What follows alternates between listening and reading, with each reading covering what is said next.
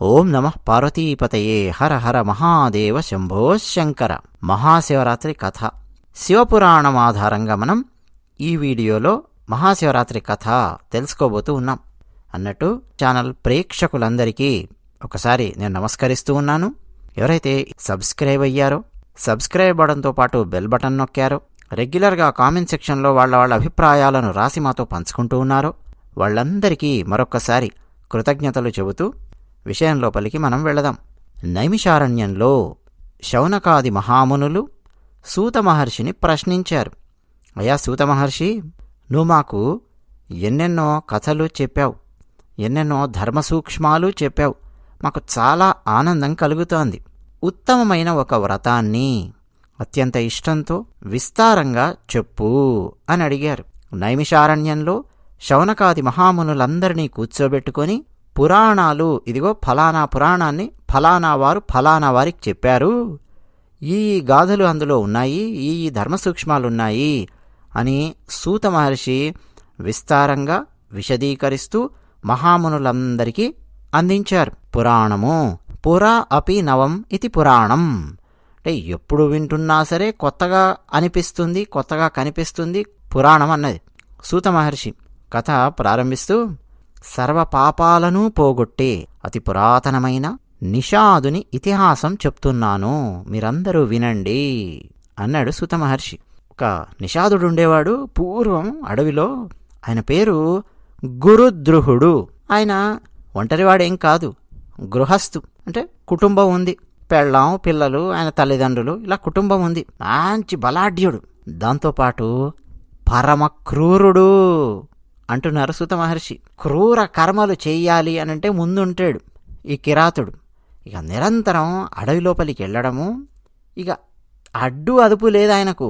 మృగాలను సంహరిస్తూ దొంగతనాలు చేస్తూ అడవిలో తిరుగుతూ ఉండేవాడు నిషాదుడు. అడవిలో జంతువులను వేటాడము.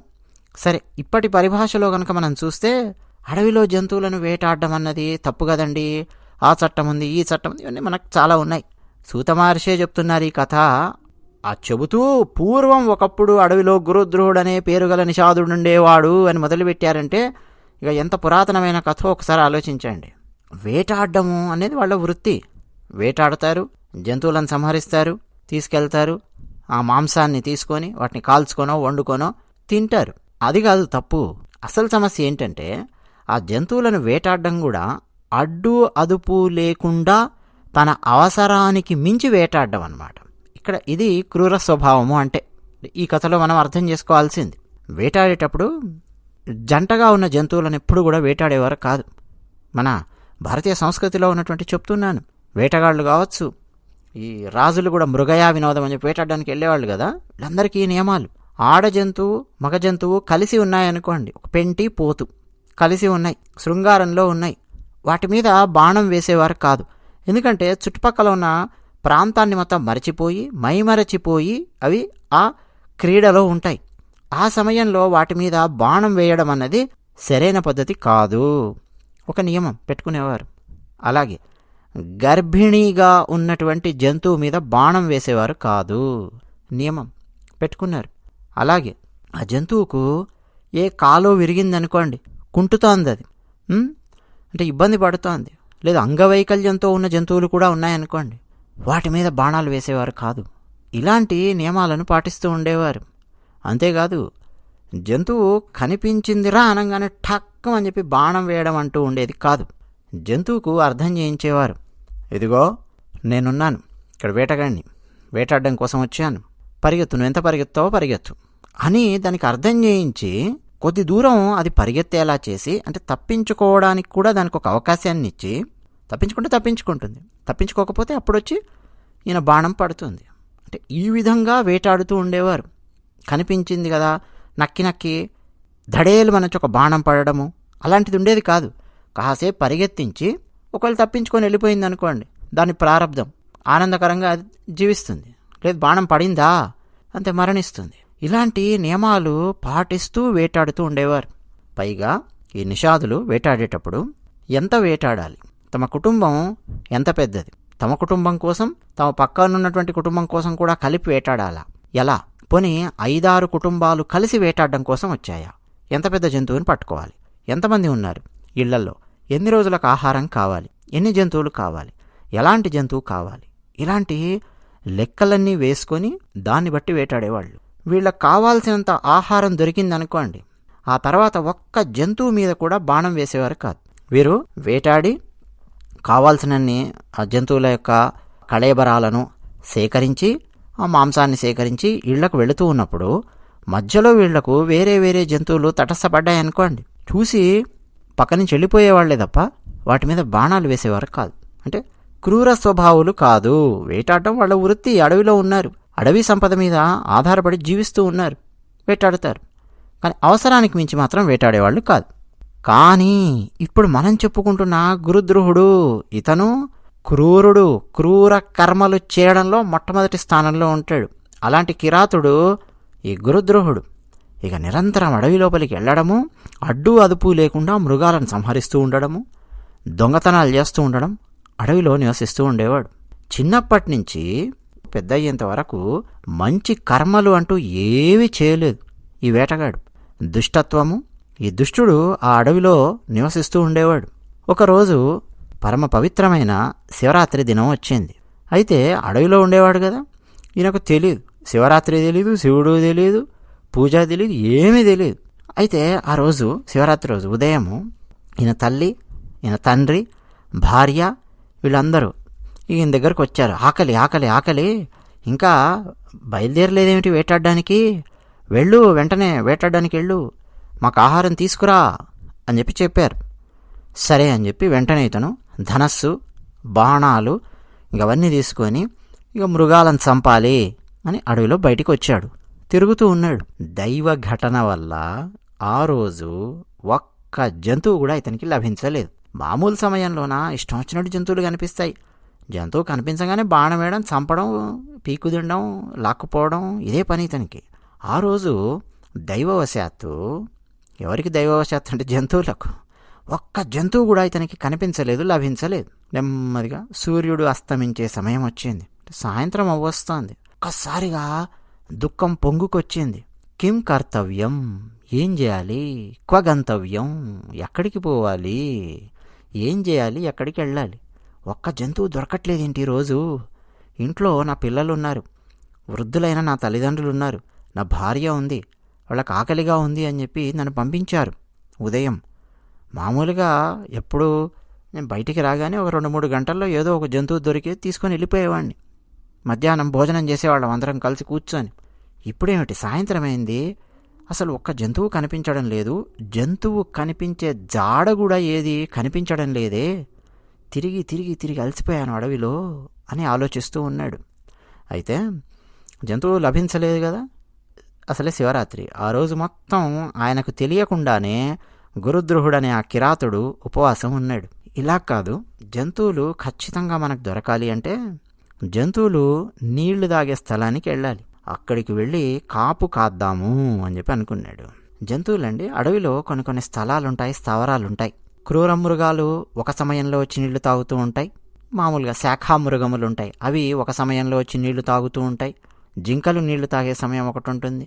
దాహం వేయంగానే పరిగెత్తుకొని వెళ్ళవు, చూసుకుంటాయి. క్రూర మృగాలు ఏమన్నా ఉన్నాయా? జంతువులకు నిరంతరం అదే పని కదండి. అడవిలో నిరంతరం భయంలో బతుకుతూ ఉంటాయి జంతువులు. ఎప్పుడు ఏ జంతువు వచ్చి తమ మీద దాడి చేస్తుందో తెలియదు, అది వాటి పరిస్థితి.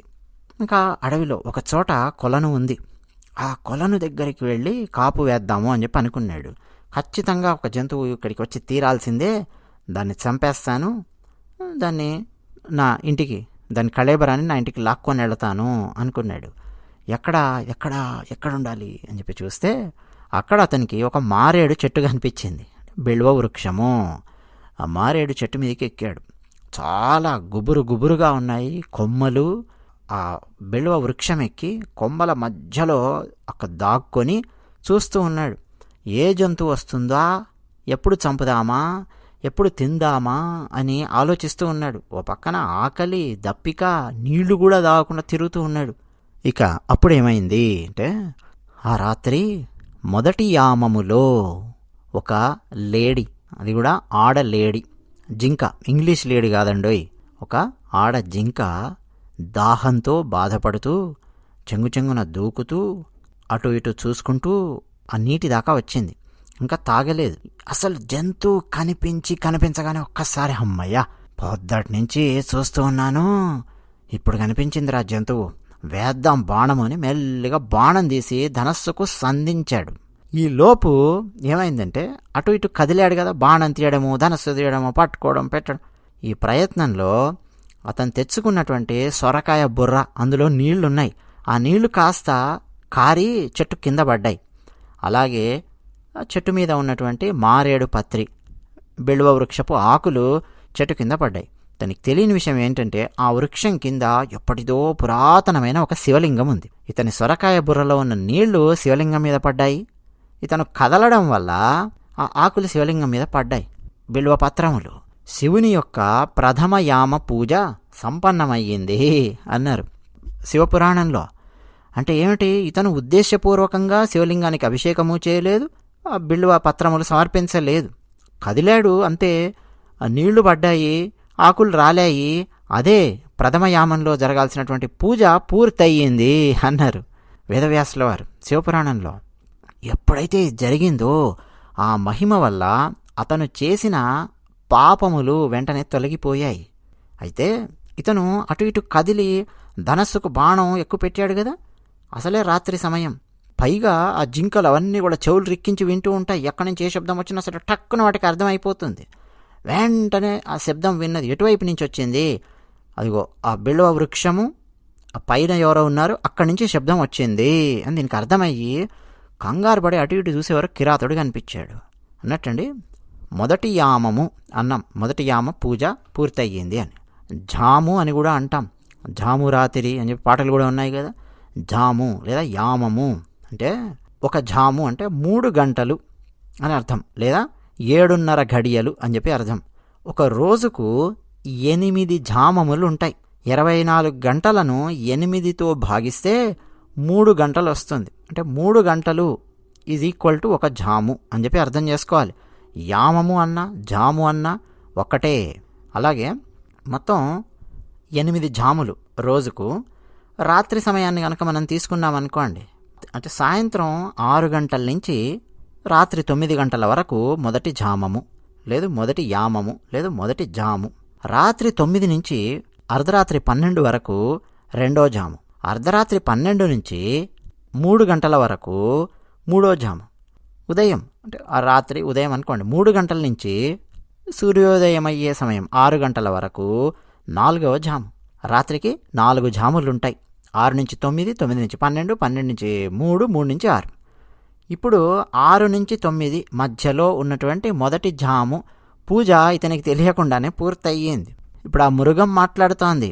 కిం కర్తుమిచ్చసి వ్యాధ సత్యం వద మాగ్రత అని చెప్పి అంటోంది. ఏమంటుందా లేడీ అంటే, ఏ కిరాత, ఓ వ్యాధుడా, కిం కర్తుమిచ్చసి, ఏం చేస్తున్నావు నువ్వు, ఏమిటి? సత్యం వద, సత్యం పలుకు అని చెప్పి అంటోంది. అబద్ధం చెప్పక నిజం చెప్పు, ఏం చేయబోతున్నావు అని చెప్పి అంటోంది. సత్యం వద, ధర్మం చరా. ఇదంతా కూడా అండి వేద ధర్మము. గురువులు శిష్యులకు చెప్పేవారు. సత్యం వద, ధా కాదు దా. దాకు జటా ఉండదు. దండములో ఏ దా అయితే ఉంటుందో అది. ధనస్సులో ఉండే ధా కాదు, ధరణిలో ఉండే ధా కాదు, దండములో ఉండే దా.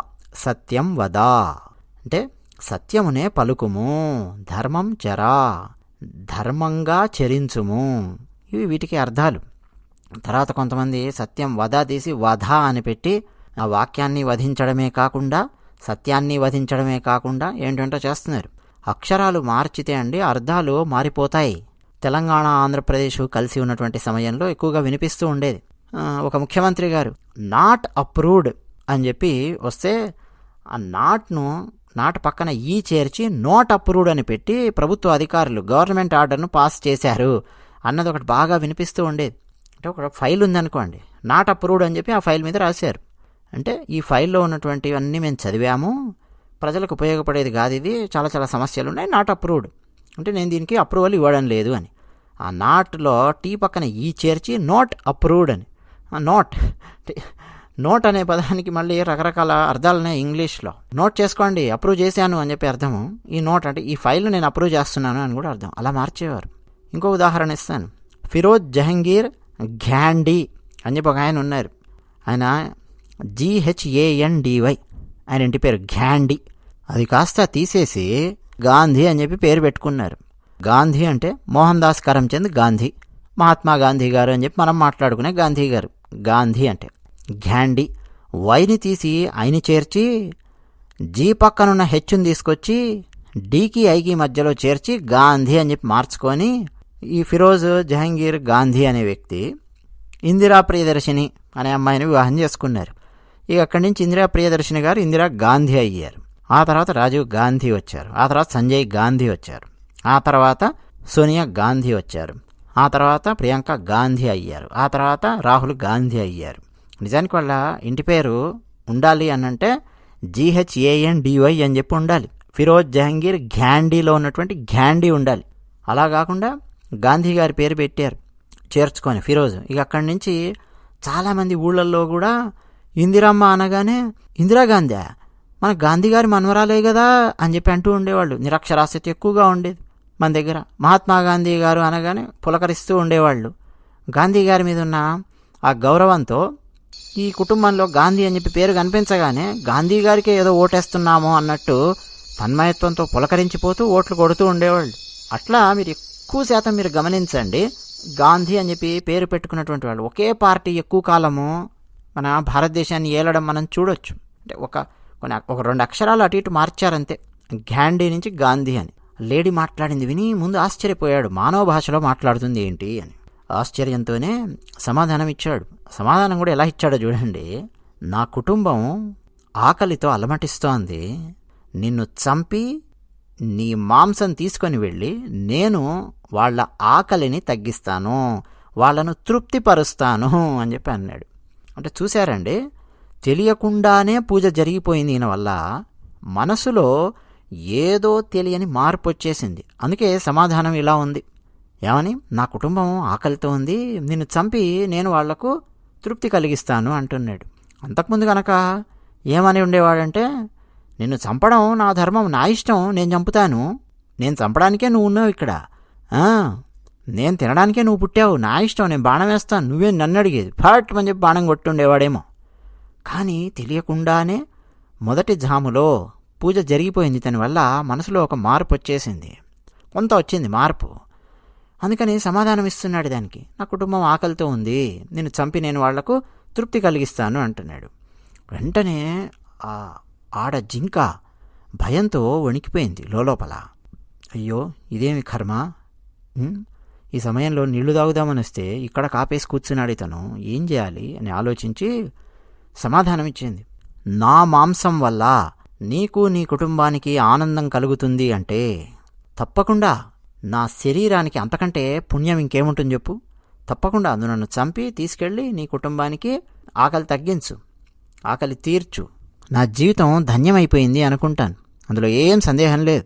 ఈ లోకంలో ఉపకారం చేసే వాళ్లకు లభించే పుణ్యం అంతా ఇంత కాదు. ఇక దాన్ని వర్ణించాలంటే 100 సంవత్సరాలైనా సరే సరిపోదు. కానీ ఓ కిరాత, నాకు పిల్లలున్నారు, వాళ్ళందరూ ఇక్కడే దగ్గరలో ఒక ఆశ్రమంలో ఉన్నారు, చాలా దగ్గరలో ఉన్నారు. వాళ్లను నా చెల్లెలికి కానీ లేకపోతే నా భర్తకు కానీ అప్పగించి మళ్ళీ నేను వెనక్కి వస్తాను. నేను అబద్ధం చెప్పట్లేదు కిరాత, సత్యం చెప్తూ ఉన్నాను. నా పిల్లలను నా చెల్లెలికి లేదా నా భర్తకు అప్పగించి వెంటనే నేను నీ దగ్గరికి వస్తాను, ఏం సందేహించకు. ఈ భూమండలం అంతా సత్యం మీద ఆధారపడి ఉంది. సముద్రం కూడా సత్యం వల్లనే చెలియలి కట్ట దాటకుండా అలా ఉంది సముద్రం. ఈ భూమిని మొత్తం ముంచేయకుండా అలా ఉంది అంటే దానికి కారణం సత్యమే. సత్యం వల్లనే నీరు ప్రవహిస్తోంది. మొత్తం ఎన్ని ధర్మాలైనా ఉండని అవన్నీ సత్యాన్ని ఆశ్రయించుకొని ఉన్నాయి. అందువల్ల నేను సత్యం చెప్తున్నాను, సత్యం మీద నాకు ఎంత ప్రగాఢమైన విశ్వాసం ఉందో ఇగో నీకు ఇప్పుడు చెప్తూ ఉన్నాను.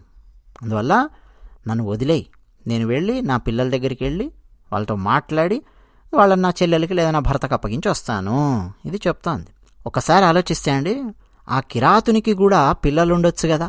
అలాంటి చనిపోయే స్థితి ఓ కిరాత నీకు కూడా వస్తే చిట్ట చివరిసారి ఒకసారి నీ పిల్లలను చూడాలి అని చెప్పి అనుకుంటావా లేదా అని డైరెక్ట్గా అనలేదండి, ఇండైరెక్ట్గా అన్నట్టే ఉంది అక్కడ అర్థం. నాకు పిల్లలు ఉన్నారాయా, వాళ్ళని చూస్తాను, కలుస్తాను, వాళ్ళని అప్పగించొస్తాను అంటోంది కదా. ఇప్పుడు కిరాతుడు కూడా ఒక క్షణం ఆలోచించుకోవాలి. అరే మానవ భాషలో మాట్లాడుతోంది, పిల్లలు అంటోంది, నాకు పిల్లలున్నారు, నాకు కూడా ఈ అడవిలో దిక్కులేని చావో ఇలాంటి చావు వస్తే, ఇలాంటి పరిస్థితి వస్తే ఏమాత్రం అవకాశం ఉన్నా నా పిల్లలను ఒకసారి చూసుకుంటాను కదా, ఇలాంటి ఆలోచన కిరాతునిలో కలుగుతుందేమో అన్న ఆలోచన కూడా ఉంది ఈ ఆడలేడికి. పైగా అండి నా చెల్లెలికి అప్పగించి వస్తాను అని చెప్పి కూడా అంది కదా. చెల్లెలు అంటే సవితి అని చెప్పి అర్థం. ఇక్కడ ఒక మగ జింకకు ఇద్దరు ఆడజింకలు జంట, అందులో ఒక జింక అన్నమాట ఇది. చెల్లెలు అంటే సవితి అని చెప్పి అర్థం చేసుకోవాలి. సవితి అనే పదం రాగానే గొడవ, పోట్లాటలు అని చెప్పి ధ్వనిస్తూ ఉంటుంది కానీ కాదు. అయితే ఆ లేడీ ఇంత చక్కగా చెప్పినా సరే కిరాతుడు ఒప్పుకోలేదు. నేను ఒప్పుకునే ప్రసక్తే లేదు అన్నట్టుగా చూశాడు. ఆశ్చర్యపోయింది. ఒక పక్క భయము ఆశ్చర్యము రెండూ మిళితమై ఉన్నటువంటి స్వరంతో చెప్తోంది జింక. ఓ కిరాత, నేను ఒకవేళ నా ఇంటికి వెళ్ళి నీ దగ్గరికి రాకపోతే అని ఒక శబదం చేయబోతోంది ఈ జింక. రామాయణంలో అండి లక్ష్మణుడు ఎన్ని బాణాలేసినా సరే ఆ ఇంద్రజిత్తు చావడు. ఎన్నెన్ని అస్త్రాలు ఎంత భయానకమైన యుద్ధమో వాల్మీకి రామాయణంలో. లక్ష్మణునికి ఇంద్రజిత్తుకు మధ్య చావడు ఇంద్రజిత్తు. ఇక చిట్ట చివరగా అండి లక్ష్మణుడు బాణం వేస్తాడు. ఏం బాణమో తెలుసా? రామబాణం అనాలి దీన్ని కూడా. రామబాణం అంటే రాముడు వేసే బాణం రామబాణం. ఒక కోణంలో చూస్తే ఇది కూడా రామబాణమే నా దృష్టిలో. ఎందుకో తెలుసా? ధర్మాత్మా సత్యసంధశ్చ రామో దాశరథిర్యది పౌరుషే చ అప్రతిద్వంద్వ తదైనం జహి రావణిం. బాణం వేస్తాడు. ఇంద్రజిత్తు నేల కూలుతాడు, మరణిస్తాడు. ఏంటో తెలుసా? మా రాముడే గనక ధర్మపరుడు అయితే, సత్యసంధుడు అయితే, ఎదురులేని మహావీరుడే గనక అయితే ఈ బాణం వెళ్ళి ఇంద్రజిత్తును కూల్చిపారేయాలి. ఈ బాణం దెబ్బకు ఇంద్రజిత్తు నేల కూలుతాడు అని బాణం వేస్తాడు. ఇప్పుడు ఇంద్రజిత్తును చంపింది ఎవరు? చూస్తే లక్ష్మణుడే. టెక్నికల్గా చూస్తే, సాంకేతికంగా చూస్తే లక్ష్మణుడే బాణం వేసింది. కానీ ఇంద్రజిత్తును చంపినటువంటి శక్తి ఏమిటి? రామునిలో ఉన్నటువంటి ధర్మపరాయణత్వము, రామునిలో ఉన్నటువంటి సత్యసంధత, ఇవి ఇంద్రజిత్తుని నేల కూల్చాయి. శపథం చేసి మరి, అంటే రాముని మీద ఒట్టు పెట్టి మరి, రాముని మీద శపథం చేసి మరి బాణం వదిలాడు లక్ష్మణుడు. అంటే ఒకవేళ లక్ష్మణుడు వదిలినటువంటి బాణం కనుక ఇంద్రజిత్తుని చంపకపోతే దాని అర్థం ఏంటి? రాముడు ధర్మపరుడు కానట్టే, రాముడు సత్యసంధుడు కానట్టే. కానీ వాడు చనిపోయాడు ఇంద్రజిత్తు. అంటే దాని అర్థం ఏంటి? ఎన్నెన్ని అస్త్రాలు వేసినా సరే నేల కూలన్నటువంటి వాడు నేల కూలాడు అని అంటే రామునిలో ఉన్నటువంటి ధర్మపరాయణత్వము, సత్యసంధత ఏ స్థాయిలో ఉన్నాయో మనం ఇక్కడ అర్థం చేసుకోవచ్చు. ఆ బాణం వేసేటప్పుడు చేసినటువంటి శబదం అన్నమాట లక్ష్మణుడు. ఇప్పుడు జింక శబదం చేస్తుంది.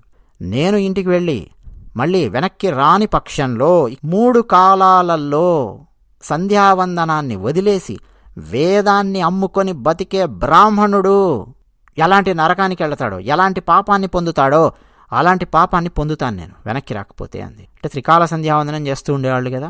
వేదాన్ని అమ్ముకొని జీవించొద్దండి ఎప్పుడు కూడా. బ్రాహ్మణులు వేదాన్ని అమ్ముకొని జీవించేవాళ్ళు ఉంటారు. ఇంత దారుణంగా ఉంటుంది కలియుగము అని పద్మపురాణంలో ఉంటుంది, మనకు భాగవతంలో ఉంటుంది. ఇలాంటి వాళ్ళు రాబోతున్నారు భవిష్యత్తులో అని. అంటే సంధ్యావందనాన్ని వదిలేసి వేదాన్ని నమ్ముకొని బతికే బ్రాహ్మణుడు ఎలాంటి పాపాన్ని పొందుతాడో అలాంటి పాపాన్ని పొందుతాను. రెండోది, తమ భర్తల మాటను కాదని ప్రవర్తించే స్త్రీలు ఎలాంటి పాపాన్ని పొందుతారో అలాంటి పాపాన్ని పొందుతాను అంది. వివాహమైన తర్వాత అండి చర్చించుకొని భార్య భర్త నిర్ణయాలు ఏంటో తీసుకుంటారు. ఇప్పుడు భర్త ఏదైనా చెబుతూ ఉంటే వెంటనే భర్త నోరు మోయించేసి, ఈ మధ్య ఆ ఇజం ఈ ఇజం చాలా ఇజములు ఇవన్నీ కూడా వచ్చాయి కదా, ఆ వాదాలు ఈ వాదాలు, భర్త ఏదైనా చెప్పినా కానీ వెంటనే నోరు మూసేలా చేయడము, ఇవన్నీ కొంతమంది చేస్తూ ఉంటారు. నిజంగా భర్తను ఆపాల్సినవి ఖచ్చితంగా కొన్ని ఉంటాయండి, అడ్డుకోవాల్సినవి ఉంటాయి. ఉదాహరణకి భర్త మద్యపానానికి బానిస అవుతున్నాడు అనుకోండి, అడ్డుకోవాల్సిందే. ఏ ధూమపానానికో బానిస అవుతూ ఉన్నాడు, అడ్డుకోవాల్సిందే, చెప్పాల్సిందే. వ్యసనాల బారిన పడుతున్నాడు, చెప్పాల్సిందే. కానీ భర్త ఏదైనా ఇంట్లో చిన్న చిన్న నిర్ణయాలు ఏదైనా తీసుకుంటున్నాడు అనుకోండి, ఏదైనా చెప్పాడు అనుకోండి, లేదు తన ఆత్మగౌరవానికి సంబంధించిన విషయాలు ఏదైనా చెప్పాడు అనుకోండి, వద్దు ఫలానా చేయొద్దు, ఫలానా చేస్తే బాగుంటుంది, మన కుటుంబానికి మంచిది, ఏదో చెప్పాడు, వెంటనే భర్త మాటను కాదని వ్యవహరించడం, ఇలాంటి వారు ఎలాంటి పాపాన్ని పొందుతారో అని చెప్పింది. మరో శబదం చేసింది, చేసిన ఉపకారాన్ని మరిచేవాడు ఎలాంటి పాపాన్ని పొందుతాడో, అలాగే శివుని యందు భక్తి లేనివాడు, అలాగే ద్రోహం చేసేవాడు, ధర్మాన్ని ఉల్లంఘించేవాడు, విశ్వాసఘాతకుడు, మోసగాడు, ఇట్లా ఒక్కొక్కరు చెప్పుకుంటూ వచ్చింది ఎలాంటి పాపాన్ని పొందుతారో. నేను అలాంటి పాపాన్ని పొందుతాను వెనక్కి గనక రాకపోతే అని ఇలా ఎన్నెన్నో శబదాలు చేస్తూ అక్కడే నిలబడింది. అప్పట్లో అంటే అంటే అంటే మదర్ ప్రామిస్సు, అమ్మతోడు, నాన్నతోడు, గాడ్ ప్రామిస్సు ఇలా ఎవరు అనేవారు కాదండి.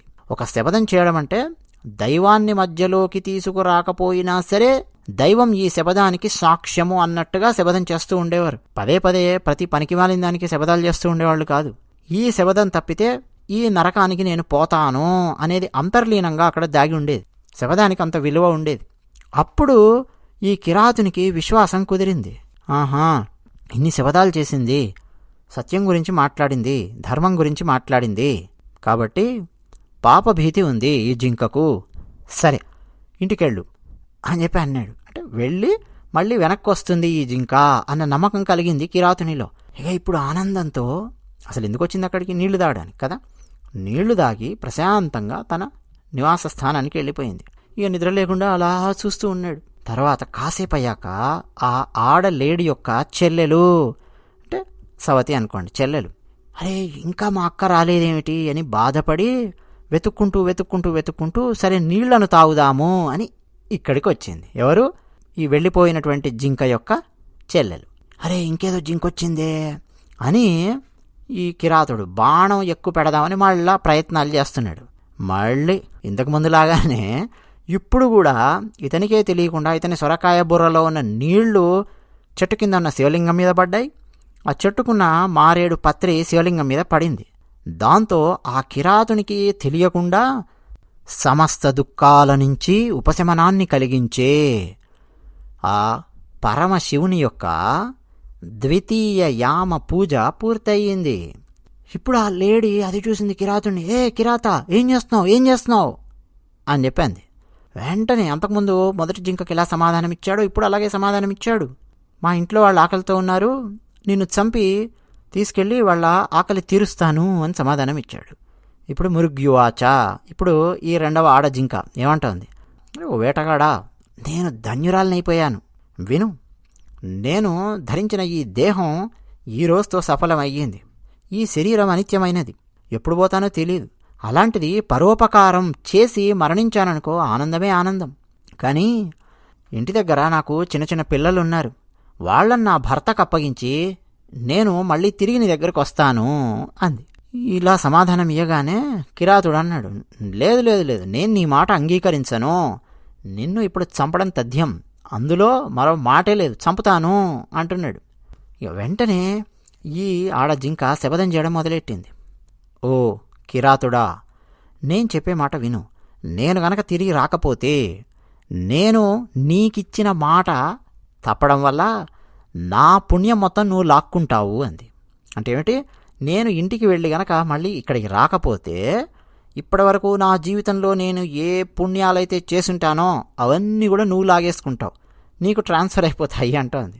అంటే విష్ణు సహస్రనామాలు చదివింది అనుకోండి ఈ జింక, పుణ్యం వచ్చింది దీనికి, అది మొత్తం ఈయనకు ట్రాన్స్ఫర్ అవుతుంది. లేదు శివార్చన చేసింది, ఆ పుణ్యం మొత్తం ఈయనకు ట్రాన్స్ఫర్ అయిపోతుంది. లేదు అడవుల్లో ఏ మహర్షిలో వేదాధ్యయనం చేస్తూ ఉంటే కూర్చొని ప్రశాంతంగా విన్నదనుకోండి వాళ్ళ ఆశ్రమాలలో, ఆ పుణ్యం మొత్తం ఇతనికి వెళ్ళిపోతుంది. ఇదన్నమాట చేసినటువంటి మొట్టమొదటి శబదం. పెళ్లి చేసుకున్న ఆ భార్యను వదిలేసి ఇంకో స్త్రీ యొక్క పొందును కోరుకునే వ్యక్తి ఏ పాపాన్నైతే పొందుతాడో అలాంటి పాపాన్ని నేను పొందుతాను ఒకవేళ నేను గనక వెనక్కి రాకపోతే అంది.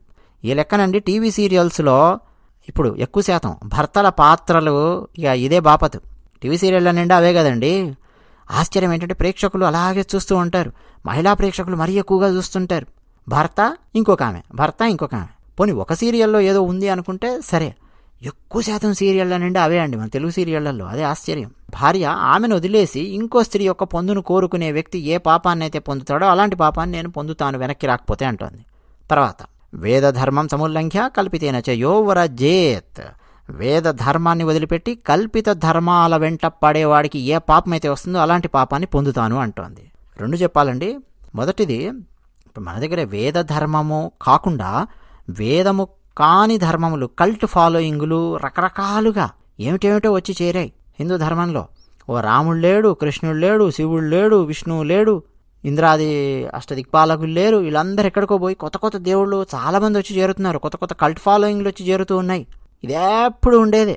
మళ్ళీ ఎవరో ఆదిశంకరాచార్యుల వంటి వారు ఎవరో రావాలి, మళ్ళీ ఖండించాలి. ఇలాంటివన్నీ మళ్ళీ జరగాలనా అని చెప్పి అనిపిస్తుంది. చక్కగా వేదంలో ఉన్నటువంటి దేవతలు ఉన్నారు మనకు.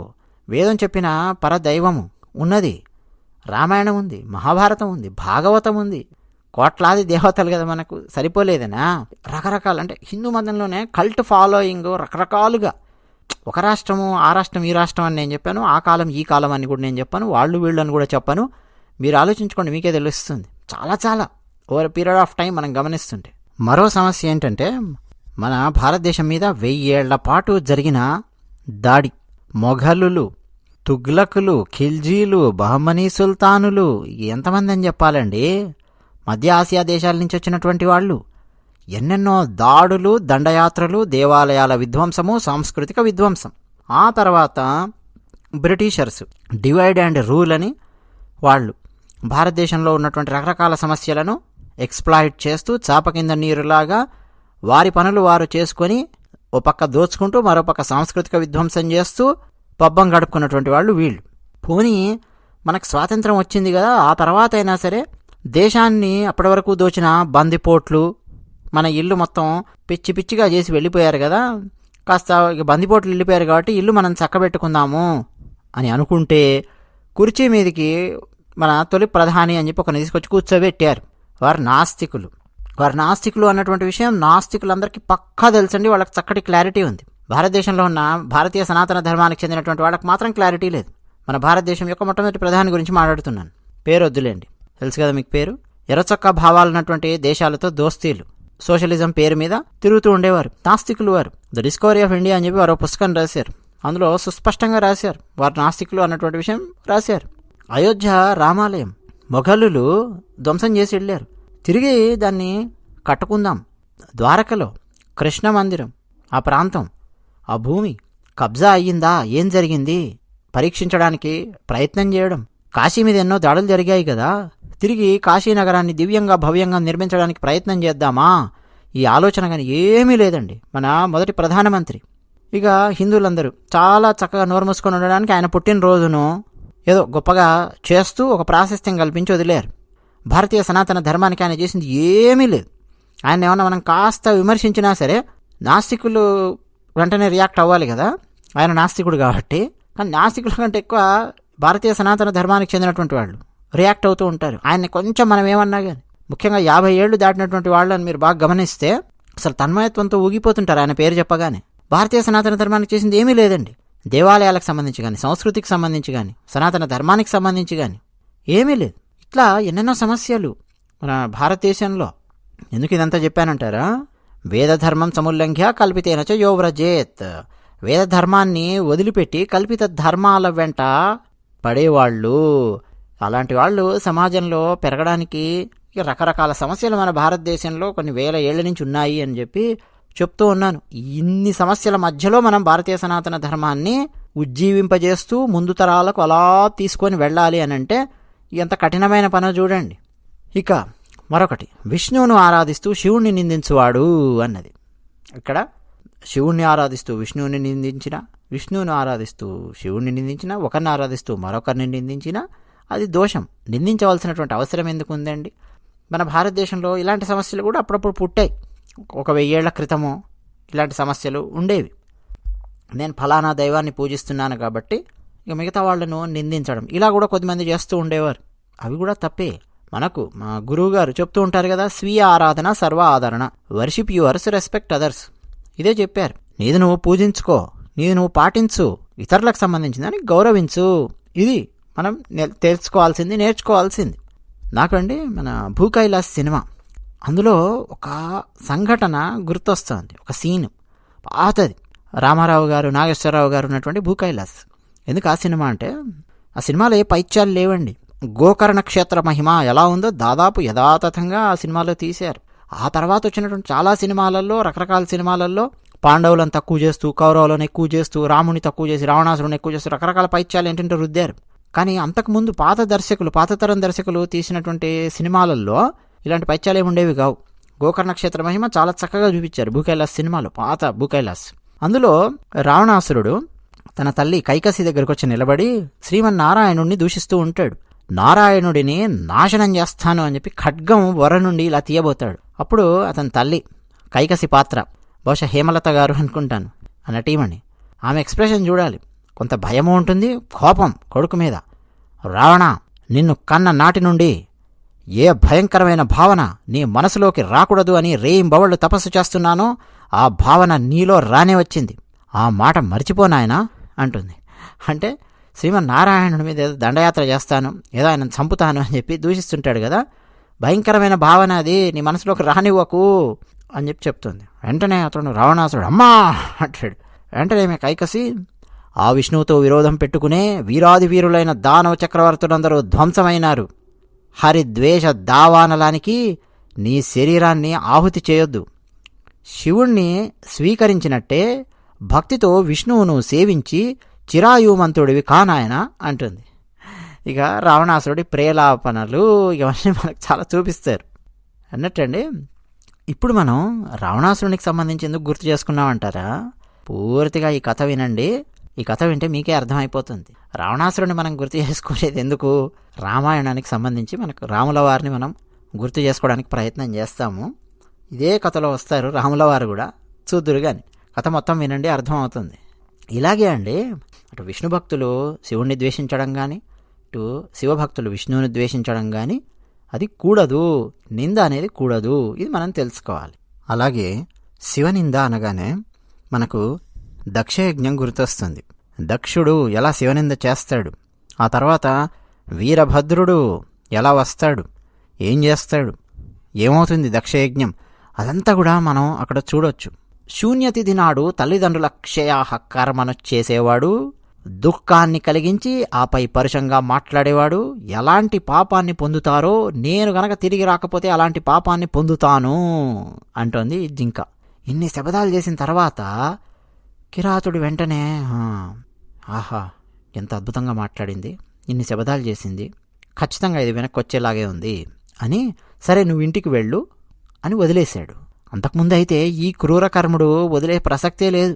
ఇప్పుడు తనకు తెలియకుండానే శివార్చన చేశాడు కాబట్టి మనసులో ఇలాంటి భావన కలిగింది. ఇక ఆ లేడీ చాలా సంతోషించి నీటిని తాగి ఇంటికి వెళ్ళిపోయింది. ఇక ఇతనికి నిద్ర లేదు, ఎప్పుడు ఆ లేడీ వస్తుంది, ఎప్పుడు చంపుదాం, ఎప్పుడు తీసుకుపోదామని చూస్తున్నాడు. అంటే ఓ పక్కన జాగరణ కూడా అవుతోంది ఇతనికి తెలియకుండానే. 2వ యామం గడిచి 3వ యామం ప్రారంభం అయ్యింది.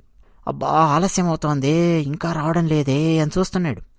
ఈ 3వ యామంలో నీళ్లు తాగుదాము అని ఒక లేడీ ఇటువైపు వస్తోంది. ఇది మగ జింక. చూడగానే సంతోషించాడు. మంచి బలిసిన మృగము మగ జింక, మాంసం కూడా బాగా ఉన్నట్టుంది, దీన్ని చంపి తీసుకుపోవచ్చు అని చెప్పి అనుకొని ధనస్సుకు బాణాన్ని ఎక్కుబెడదాము సంధిద్దాము అని సిద్ధపడుతూ ఉన్నాడు. ఇక అంతకుముందులాగానే ఇతని పూర్వజన్మలో ఏం గొప్ప కార్యాలు చేశాడో ఏమిటో కానివ్వండి, మళ్ళీ కొన్ని మారేడు పత్రాలు శివుని మీద పడ్డాయి. అంటే 3వ యామంలో కూడా పూజ పూర్తయిపోయింది ఇతనికి తెలియకుండానే. ఒక్కసారిగా హృదయంలో అతనికి తెలియకుండానే దయాగుణం అనేది పెరుగుతోంది. ఇతని శబ్దం విని వెంటనే ఆ మగజింక ఏయ్ ఏం చేస్తున్నావు అంది. వెంటనే సమాధానం ఇచ్చాడు, నా కుటుంబాన్ని పోషించుకోవడం కోసం నిన్ను సంహరించబోతున్నాను అని సమాధానం ఇచ్చాడు. వెంటనే ఆ మృగం విని సంతోషంతో సమాధానం ఇచ్చింది, నేను ధన్యుణ్ణైపోయాను, బలిసిన నా శరీరంతో నువ్వు నీ కుటుంబం తృప్తి పడతారు. ఎవని శరీరమైతే పరోపకారం కోసం వినియోగించబడదో వాని శరీరం సర్వనాశనమైనట్టే. ఎవని శరీరం పరోపకారార్థం వినియోగింపబడుతుందో అది ఆ శరీరము ధన్యమైనట్టే. ఎవరైతే తనకు సామర్థ్యం ఉన్నా సరే పరోపకారం చేయకుండా ఉంటారో వాడి సామర్థ్యం వ్యర్థమైపోతుంది, వాడు మరణించిన తర్వాత నరకానికి పోతాడు. కానీ కిరాతుడా, నాకు చిన్న పిల్లలున్నారు, ఆ పిల్లలను తల్లికి అప్పగించి, అంటే నా భార్యకు అప్పగించి అందరినీ ఓదార్చి నేను వెనక్కి వస్తాను అంది. వెంటనే కిరాతుడు ఆశ్చర్యంగా ఇలా చూశాడు. అంటే అప్పటికే అతనిలో పాపాలన్నీ నశించాయి, మనసు ప్రశాంతంగా ఉంది, పరిశుద్ధంగా ఉంది. అయితే అన్నాడు, ఇక్కడికొచ్చిన మృగాలన్నీ నువ్వు చెప్పినట్టుగానే చెప్పాయి, వెళ్ళాయి, ఆ మృగాలు నన్ను మోసం చేశాయి, ఎంతవరకు రాలేదు. నువ్వు కూడా ఇప్పుడు నీకు కష్టం కలగగానే, అంటే నా బాణం వచ్చి పడుతుంది అన్న విషయం నీకు అర్థం కాగానే నన్ను మోసం చేయాలని చెప్పి నువ్వు ప్రయత్నం చేస్తున్నావు. ఏం జింక, నేనెలా బతకాలి? మీరందరూ ఇలా మోసం చేస్తూ ఉంటే, చెప్పి వెళ్ళిపోతూ ఉంటే నేనెలా బతకాలి అన్నాడు. ఇప్పుడు జింక అంటోంది, నేను చెప్పే మాట విను, అబద్ధం చెప్పడం లేదు. ఈ బ్రహ్మాండం, ఇందులో తిరిగేవి ఉన్నాయి, తిరగనివి ఉన్నాయి, స్థావరములు ఉన్నాయి, జంగమములు ఉన్నాయి. ఈ బ్రహ్మాండము ఎంత పెద్దదైనప్పటికీ సత్యమునందు ప్రతిష్ఠితమై ఉన్నది. ఈ బ్రహ్మాండము అసత్యం పలికే వాణి యొక్క పుణ్యం ఒక్క క్షణకాలంలో నాశనమైపోతుంది. ఓ కిరాత, నేను సత్యప్రతిజ్ఞ చేస్తున్నాను, విను, శపథం చేస్తున్నాను. సంధ్యాకాలంలో మైథునము ఆచరించేవాడు ఏ పాపం పొందుతాడో ఆ పాపాన్ని నేను పొందుతాను వెనక్కి రాకపోతే అంది. సంధ్యాకాలంలో శృంగారంలో పాల్గొనుట, శృంగార కార్యకలాపాలలో ఉండుట. ఇతర పురాణాలలో కూడా మనకి దీనికి సంబంధించింది ఉంది. హిరణ్యాక్షుడు, హిరణ్యకశపుడు వీళ్ళు ఎలా పుట్టారు అన్నది ఒకసారి మనం చూస్తే మనకు అర్థమైపోతుంది. సాయం సంధ్యా సమయంలో వీళ్ళ తల్లిదండ్రులు, అంటే అసుర సంధ్యా సమయంలో వీళ్ళ తల్లిదండ్రులు శృంగారంలో పాల్గొన్నారు. ఆ తర్వాత హిరణ్యాక్షుడు, హిరణ్యకశపుడు జన్మించారు, రాక్షసులు అయ్యారు. అదంతా వేరే కథ. అంటే సంధ్యాకాలంలో ఆ విధంగా ప్రవర్తించినటువంటి వాడు ఎలాంటి పాపాన్ని పొందుతాడో అలాంటి పాపాన్ని పొందుతాను అని జింక అంటోంది, ఒకవేళ వెనక్కి రాకపోతే. రెండోది, శివరాత్రి నాడు భుజించినవాడు అంది. శివరాత్రి అంటే ఉపవాసం చేస్తాం అన్నట్టండి. ఇటువంటివి కొన్ని ధర్మములు పురాణాలలో వచ్చినప్పుడు కొంచెం జాగ్రత్తగా వినాలి మీరు. ఎందుకంటే వృద్ధులు ఉంటారు, డయాబెటీస్, బీపీలు, హృద్రోగాలు, రకరకాల అనారోగ్యాలు, సమస్యలు ఉంటాయి కదా. అలాంటి వాళ్ళు కూడా తీవ్రంగా వింటూ ఖచ్చితంగా నేను ఈరోజు ఉపవాసం కఠినంగా ఉండాలేమో, ఈరోజు పూర్తిగా నేను నిద్రపోకూడదేమో, ఈ విధంగా పొరపాటున కూడా ఆలోచించకండి. ఆరోగ్యం బాగుందా లేదా అన్నది చూసుకోండి. మనకు భగవద్గీతలో శ్రీకృష్ణ పరమాత్మ సాధకుని లక్షణాలు ఎలా ఉండాలి, ఉపవాసం ఎలా చేయాలి, దానికి సంబంధించి చాలా చాలా లోతైన విషయాలను అందించి మనల్ని తరింపజేశారు కృష్ణ పరమాత్మ.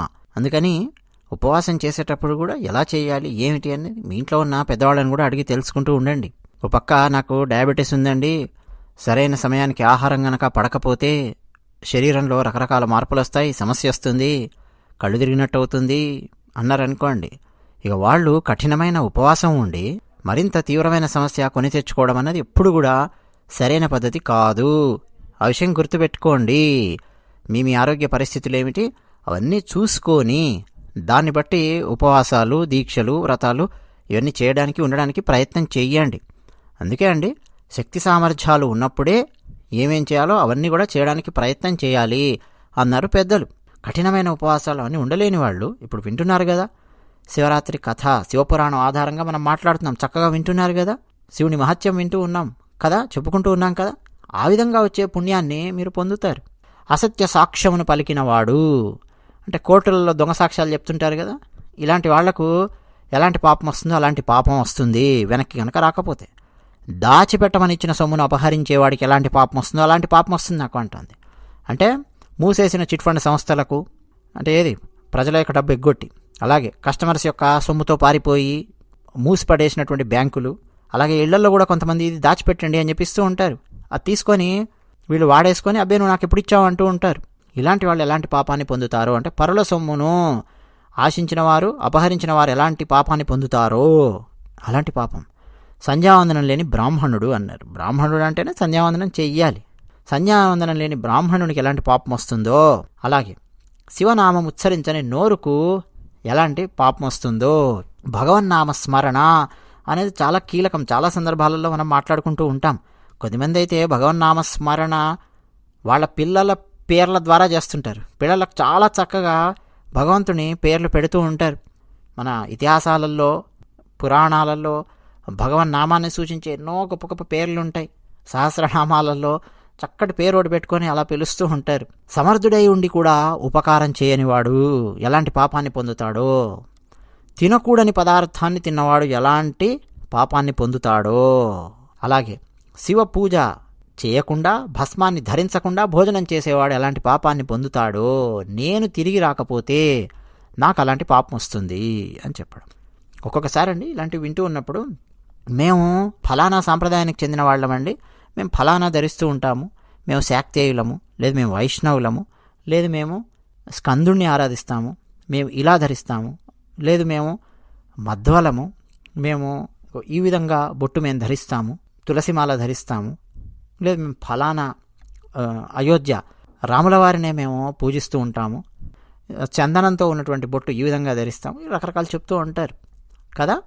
ఏదో ఒకటి మీ సాంప్రదాయాన్ని అనుసరించి మీరు ఏమేం ధరిస్తారో ఆ బొట్టు ధరించడము, దాని గురించి ఇక్కడ మాట్లాడుతున్నారు అని చెప్పి మనం అర్థం చేసుకోవచ్చు. ఎవరెవరి సాంప్రదాయాలను అనుసరించి వారు ఆయా విధంగా నుదుట బొట్టు ధరిస్తారు. అవునా? మనం శ్రీశైలం వెళ్ళామనుకోండి, అక్కడ అర్చకులు విభూతి ధారణ చేస్తారు, చక్కగా భస్మం రాసుకుంటారు. మనం చూడొచ్చు వారి యొక్క సాంప్రదాయం. శైవ ఆగమములను అనుసరించి శ్రీశైలంలో అత్యద్భుతంగా ఆ కార్యక్రమాలు, పూజా విధానాలు అవన్నీ కూడా సాగుతాయి. అదే తిరుమల శ్రీ వెంకటేశ్వర స్వామి వారి దేవాలయం మనం తీసుకున్నామనుకోండి, వైఖానసము అక్కడ పాటిస్తారు. ఆ ఆగమాన్ని అనుసరించి అక్కడ పూజాధికాలు ఏ విధంగా జరగాలో ఆ విధంగా జరుగుతాయి. అక్కడి అర్చకులను మీరు చూడండి, వారు ఊర్ధ్వపుండ్రములు ధరిస్తారు. అదే ఉడిపి వెళ్ళారనుకోండి, శ్రీకృష్ణ దేవాలయం చాలా అద్భుతమైన దేవాలయం, ఎంతో ప్రాశస్త్యం ఉన్నటువంటి దేవాలయం. ఉడిపిలో వెళ్ళారనుకోండి, అక్కడ ఉండే అర్చకులు ధరించే ఆ నామాన్ని ఒకసారి మీరు గమనించండి, తెలుస్తుంది. మధ్వ సాంప్రదాయాన్ని అనుసరించి ఆ విధంగా ఉంటుంది. ఇలా అంటే కొన్ని ఉదాహరణలు చెప్తూ ఉన్నాను. ఆయా సాంప్రదాయాలను అనుసరించి వారు ఏ విధంగా వారు బొట్టు ధరిస్తారో ఆ విధంగా ధరిస్తారు. పైగా ఇక్కడ అంటే ఏ విధమైన బొట్టు ధరించకుండా భోజనం చేయడం పాపము అన్నట్టుగా ఇక్కడ అర్థమవుతోంది. కొన్ని దేవాలయాలకు గనక మనం వెళితే భోజనం చేసేటప్పుడు నుదుట బొట్టు ఉందా లేదా, అలాగే పురుషులైతే ఖచ్చితంగా చొక్కా విప్పి మరీ కూర్చోవాల్సి ఉంటుంది. ఉదాహరణకు మంత్రాలయం వెళ్ళారనుకోండి, అంతెందుకు మంత్రాలయం దాకా ఎందుకండి, మన హైదరాబాదులోనే రాఘవేంద్ర స్వామి వారి మఠం ఉంటుంది. మధ్వ సాంప్రదాయాన్ని అనుసరించి అత్యద్భుతంగా పూజాధికాలు నిర్వహిస్తూ ఉంటారు, ఆ సాంప్రదాయాన్ని కొనసాగిస్తూ ఉంటారు. అక్కడ ఎప్పుడైనా సరే మీరు భోజనం చేశారా చూడండి, పురుషులు ఖచ్చితంగా చొక్కా విప్పి కూర్చోవాల్సిందే. భోజనం చేయాలంటే సాంప్రదాయాన్ని పాటించి తీరాల్సిందే. ఇలా రకరకాల సాంప్రదాయాలు, ఆచార వ్యవహారాలు వీటన్నింటినీ కూడా పాటిస్తూ భారతీయ సనాతన ధర్మాన్ని అలా ముందుకు తీసుకొని వెళుతూ ఉన్నారు. ఇక ఈ మాట మొత్తం విని ఆ కిరాతుడు, ఆ వేటగాడు అంటూ ఉన్నాడు, సరే తొందరగా ఇంటికి వెళ్ళి తొందరగా రా అన్నాడు. అంటే వదిలేశాడనమాట. ఇక ఇన్ని శబదాలు పెట్టిన తర్వాత కూడా వదిలేకుండా ఎలా ఉంటాడు? అప్పటికే ఈయనకు తెలియకుండానే శివపూజ చేశాడు, శివాభిషేకము చేశాడు, తెలియకుండానే ఆ బెల్వ పత్రములతో ఈయనకు తెలియకుండానే పూజించాడు. ఇక వెంటనే ఆ మగజింక కడుపు నిండా నీళ్లు దాగి పరిగెత్తుకొని వెళ్ళింది. వెళ్ళే వరకు ఈ మగజింక యొక్క భార్యలు, ఆడజింకలు అక్కడే ఉన్నాయి, పిల్లలున్నారు. అందరూ ఈ వృత్తాంతం గురించి చర్చించుకున్నారు. అయ్యో, ముగ్గురం ఒకే వేటగాడి బారిన పడ్డామే, అది కూడా ఒకే రాత్రి, ఇన్ని శబదాలు చేసొచ్చాం, మనము సత్యం గురించి మనం మాట్లాడాము, వెళ్లాల్సిందే అని చర్చించుకున్నాయి. అయితే ఇంట్లో ఉన్న ఆ పిల్ల జింకలు ఉంటాయి కదా, వాటిని ఈ మొదటి జింక, ఆడజింక, ఇదిగో చెల్లి నువ్వు చూసుకో, నేను వెళతాను ఆ వేటగానికి ఆహారంగా అంటోంది. లేదక్క, నేను ఇన్ని శబదాలు చేశాను, పైగా పెద్దదానివి, అనుభవజ్ఞరాలివి, నువ్వు చూసుకో మన పిల్లల్ని, నీ పిల్లల్ని, నా పిల్లల్ని, నేను వెళతాను అని ఆడజింక అంటోంది. లేదు, ఇంట్లో మగాణ్ణి నేనుండి స్త్రీలను బలి పెడతానా? లేదు, నేను వెళతాను, పిల్లలను రక్షించడం తల్లి కర్తవ్యం, మీరు చూసుకోండి, నేను వెళతాను అని మగజింక అంటోంది. లేదు, ముందు వేటగాడికి కనిపించింది నేను కాబట్టి నేను వెళతాను అని మొదటి జింక. ఇలా ఈ మూడు అండి తర్క వితర్కములు, ఓ పక్క ప్రేమ, ఒకరి మధ్య ఒకరికి మాట్లాడుకుంటూ ఉన్నాయి. లేదు, కిరాతునికి చాలా ఆలస్యం అవుతోంది, ఇక వెళ్లాల్సిందే, నేను వెళతానంటే నేను వెళతాను అని మాట్లాడుకున్నాయి.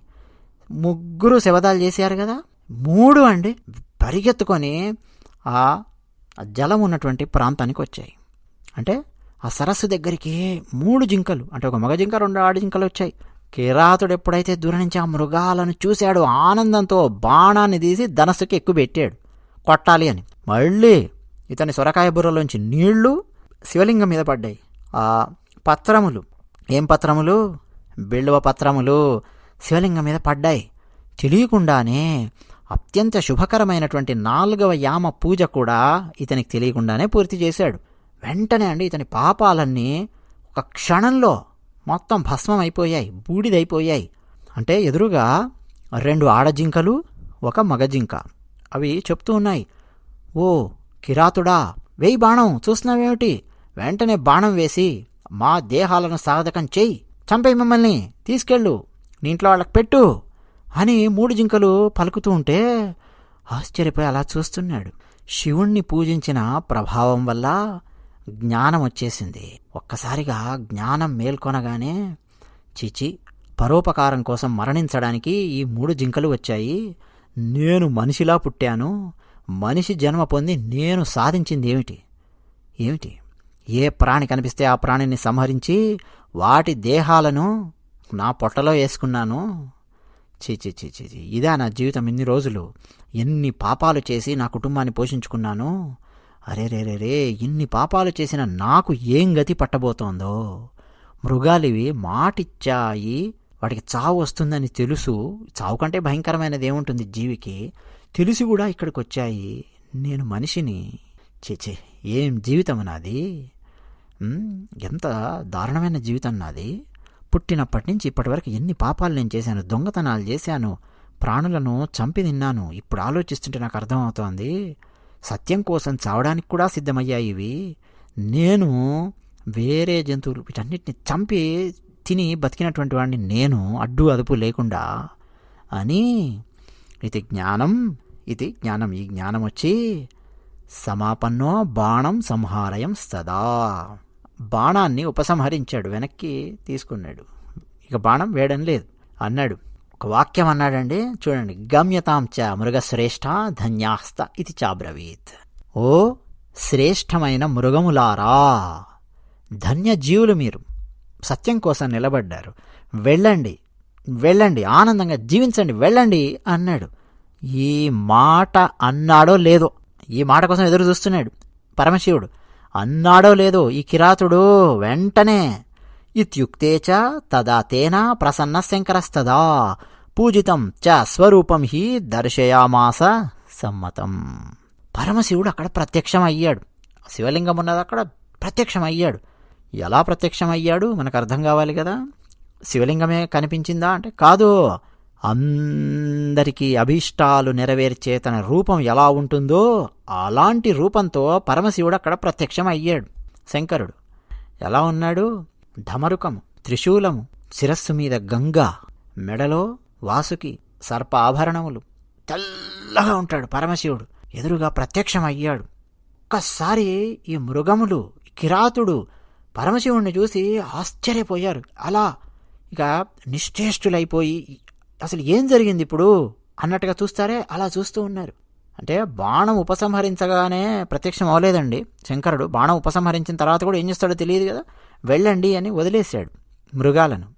ఇతను కిరాతుడు నోట్లోంచి వచ్చింది. ఆ మాటకి ఎంత విలువ ఉన్నదో చూడండి. నేను మనసులో అనుకున్నానండి అంటే కుదరదండి. చాలా సందర్భాలలో కామెంట్ సెక్షన్లో కామెంట్స్ రాయండి అని చెప్పి నేను చాలా సందర్భాల్లో చెప్తుంటాను. కామెంట్ సెక్షన్లో మీరు ఎవరెవరైతే కామెంట్స్ రాస్తూ ఉంటారో వాళ్ళు మాత్రమే ఈ వీడియోస్ చూసినట్టుగా నేను లెక్కేసుకుంటాను. 1000 మంది చూసారా, 5000 మంది చూసారా, 10,000 మంది చూసారా నాకు అనవసరం. 50 మంది కామెంట్ సెక్షన్లో కామెంట్స్ రాశారా, ఆ 50 మంది మాత్రమే చూసినట్టుగా నేను లెక్క వేసుకోవడం జరుగుతుంది. అంత కీలకం మాట అన్నది. మాట అన్నాడో లేదో ఇక మీరు వెళ్ళండి, ఓ శ్రేష్ఠ మృగములారా మీరు ధన్యులు, వెళ్ళండి అన్నాడో లేదో ఆ వాక్యం వెంటనే పరమశివుడు అక్కడ ప్రత్యక్షం అయ్యాడు.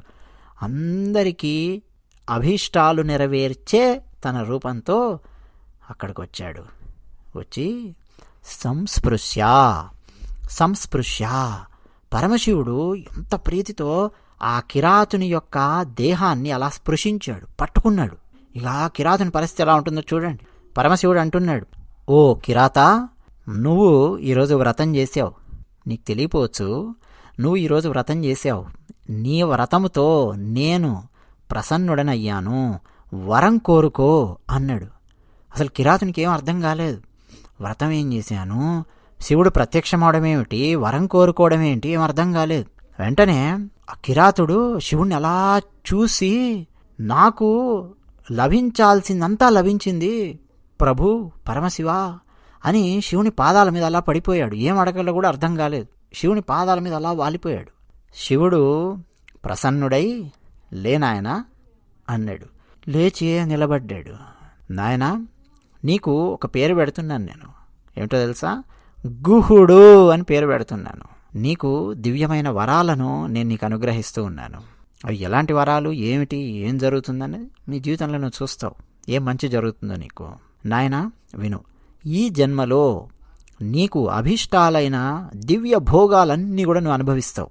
ఆ తర్వాత ముందు ముందు జన్మలు వస్తాయి కదా, రాబోయే జన్మలో అత్యంత శ్రేష్టమైన శృంగబేరపురము అనే ఒక ప్రాంతం, అడవిలో ఉండేటటువంటి ప్రాంతమే శృంగబేరపురము. అది నీకు రాజధాని అవుతుంది. దేవతలతో కూడా కొనియాడదగినటువంటి నీ గొప్ప వంశము, ఆపదలు అనేవి ఏమీ లేకుండా అలా అలా వృద్ధి చెందుతూ ఉంటుంది. ఆ తర్వాత ఓ కిరాత, భవిష్యత్తులో శ్రీరాముడు నిశ్చయంగా, సందేహం లేదు ఇందులో, నీ ఇంటికి రాబోతూ ఉన్నాడు శ్రీరాముడు. ఎప్పుడు? భవిష్యత్తులో రాబోయే జన్మలలో శృంగబేరపురము అది నీకు రాజధాని అవుతుంది. నువ్వు పాలిస్తూ ఉంటావు. నీ పేరు గుహుడు అని ఉంటుంది. నీ ఇంటికి శ్రీరాముడు వస్తాడు. నా భక్తులతో స్నేహం చేయడము అంటే శ్రీరాముడికి చాలా ఇష్టం. నీతో కూడా స్నేహం చేస్తాడు. నిన్ను స్నేహితునిగా స్వీకరిస్తాడు. నా సేవయందు ఎంతో ఆసక్తి ఉన్నటువంటి మనస్సు కలిగిన నీవు అత్యంత దుర్లభమైన మోక్షాన్ని అప్పుడు పొందుతావు. ఎప్పుడు? శ్రీరాముడు నీ దగ్గరికి వచ్చిన తర్వాత, ఆయన నీతో మైత్రి చేసిన తర్వాత రామదర్శనం నీకు లభిస్తుంది, రామ మైత్రి నీకు లభిస్తుంది. అప్పుడు నువ్వు అత్యంత దుర్లభమైన మోక్షాన్ని నువ్వు పొందుతావు అని పరమశివుడు చెప్పాడు. అలా ఆశ్చర్యపోయి చూస్తూ ఉన్నాడు. మళ్ళీ మళ్ళీ నమస్కరించాడు ఇతను. ఇప్పుడు ఆ మృగాల యొక్క పరిస్థితి ఏమిటి అంటే, శంకరుణ్ణి దర్శించాయి కదా, శంకరునికి ప్రణామం చేశాయి. వాటి మృగ జన్మ నుంచి అవి విముక్తి పొంది దివ్య దేహాన్ని ధరించాయి. అక్కడికి ఒక విమానం వచ్చింది, దివ్య విమానం. ఆ దివ్య విమానాన్ని ఈ 3 మృగములు, ఇవన్నీ కూడా వాటి మృగజన్మ నుంచి బయటికొచ్చి దివ్య దేహాలను ధరించి ఆ విమానాన్ని అధిరోహించి అవి స్వర్గానికి వెళ్ళిపోయాయి. అర్బుదము అనే ఒక పర్వతంలో శివుడు వ్యాధేశ్వరుడు అనే పేరుతో వెలసాడు. వ్యాధేశ్వరుడు అని చెప్పి పిలుస్తారు. వ్యాధుడు కదండి ఇతను. ఈ గురుద్రుహుని కథ మనం చెప్పుకున్నాం. తనకు తెలియకుండానే ఏ శివలింగం మీదైతే బిల్వపత్రములు వేశాడో, తనకు తెలియకుండానే ఏ బిల్వ వృక్షం మీదైతే కూర్చొని జాగరణ చేశాడో, తనకు తెలియకుండానే తన సొరకాయ బుర్రలో నుంచి నీటిని పరమశివుని మీద పడేలాగా తనకు తెలియకుండా అభిషేకం చేశాడో, ఆ శివలింగమునకు వ్యాధేశ్వరుడు అనే పేరు. అక్కడే పరమశివుడు ప్రత్యక్షమయ్యాడు ఇతనికి. అలా అక్కడ పరమశివుణ్ణి దర్శించి పూజించే వాళ్ళందరూ పరమభక్తులవుతూ ఆ తర్వాత ముక్తిని పొందుతూ ఉన్నారు అని సూత మహర్షి శౌనకాది మహామునులకు చెప్పాడు. చెప్పి ఆ వ్యాధుడు ఇంకా ఆ రోజు నుంచి ఇక అక్కడ ఆయన జన్మలో భార్య, పిల్లలు, ఇంకా వాళ్ళ ఆటపాటలు పెరగడం, ఆ భోగములు అవన్నీ ఏమైతే ఉంటాయో ఆ జన్మలో అవన్నీ అనుభవించాడు.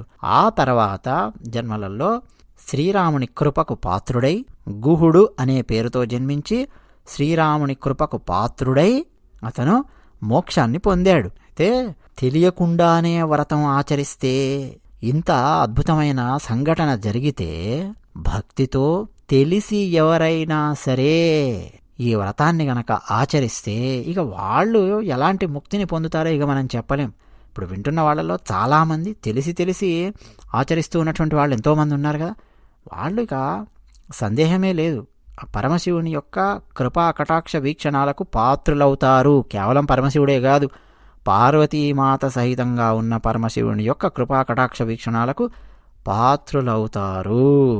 ఇదండి ఎన్నో ధర్మాలను, ఎన్నో ధర్మ సూక్ష్మాలను వివరించే శివరాత్రి వ్రతం యొక్క మహాత్మ్యాన్ని చెప్పే ఒక కథ శివపురాణం నుంచి మనం తీసుకొని తెలుసుకోవడానికి మనం ప్రయత్నం చేశాము. ఎన్నెన్నో వ్రతాలు, ఎన్నెన్నో తీర్థములు, ఎన్నెన్నో దానములు, ఎన్నెన్నో యజ్ఞములు, ఎన్నెన్నో తపస్సులు, ఎన్నెన్నో జపములు, ఇవన్నీ కూడా ఈ శివరాత్రి వ్రతంతో సమానమైనవి కావు అంటుంది శివపురాణం. అంటే వేదవ్యాసుల వారు శివపురాణంలో చెప్తూ ఉన్నారు. కాబట్టి హితాన్ని కోరే మానవులందరికీ మిక్కిలి శుభకరమైనటువంటి వ్రతం ఇది. దివ్యమైనది, భవ్యమైనది, భక్తిని, దాని ద్వారా ముక్తిని మనకు అనుగ్రహించే శివరాత్రి వ్రతము. దీన్ని మనం ఆచరించాలి.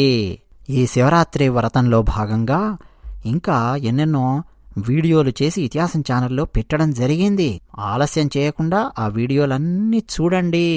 మధ్య మధ్యలో కూడా ఇతిహాసం ఛానల్లో మీరు వచ్చి మీకు ఆసక్తి కలిగించే వీడియో, అంతకుముందు విన్నటువంటి వీడియోస్ ఉంటాయి. ఒకసారి వీడియో విన్నాను కదండి, మళ్ళీ నేను తెరవక్కర్లేదు, మళ్ళీ నేను వినక్కర్లేదు అనేది ఏం లేదండి. మళ్ళీ మళ్ళీ మళ్ళీ మళ్ళీ వినొచ్చు. మళ్ళీ మళ్ళీ వింటే మళ్ళీ మళ్ళీ పరమాత్మ యొక్క మహాత్మ్యాన్నే కదా మనం చెప్పుకునేది. ఆనందించవచ్చు. తద్వారా భగవన్నామ స్మరణ మీకు తెలియకుండానే జరుగుతుంది. చూడండి, శివపురాణంలో ఉన్నటువంటి ఈ గాథ మీ చెవుల్లో పడింది అంటే ఇది విన్నటువంటి వాళ్ళకు కూడా మంచి జరగబోతోంది. శ్రవణానికి ఉన్నటువంటి ప్రాముఖ్యత అది. అందరికీ మరొక్కసారి ఓం నమః పార్వతీపతయే హర హర మహాదేవ శంభో శంకర.